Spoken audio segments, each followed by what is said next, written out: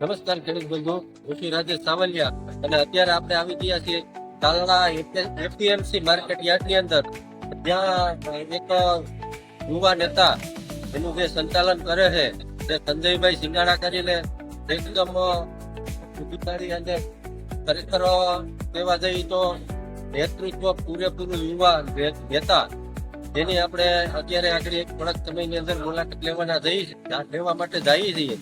તો વિડીયોમાં બન્યા રહેજો અને તમને જે એપીએમસી ના પ્રમુખ છે એની જોડે જે વાતચીત થઈ છે તેનું સંપૂર્ણ માહિતી આપીશ.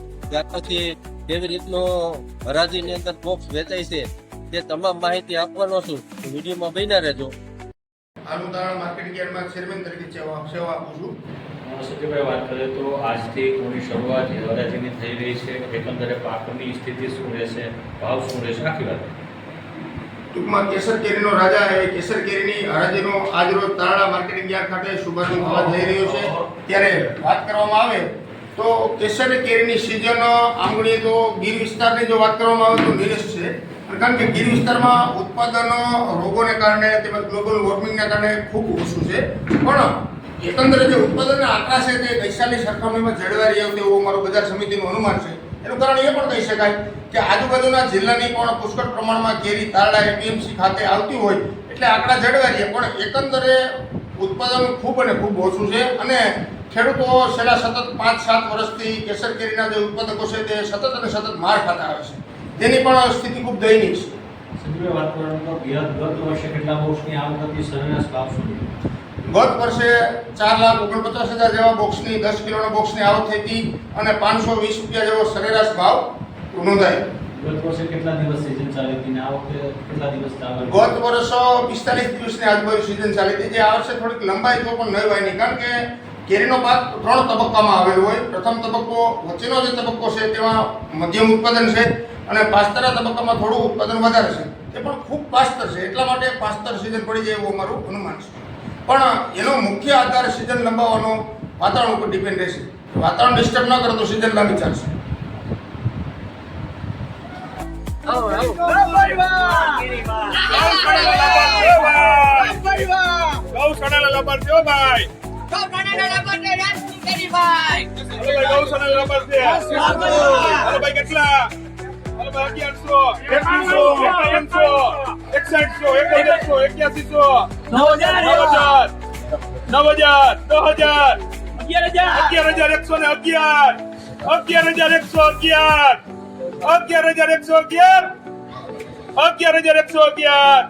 રતિલાલ કરશનભાઈ ભૂત,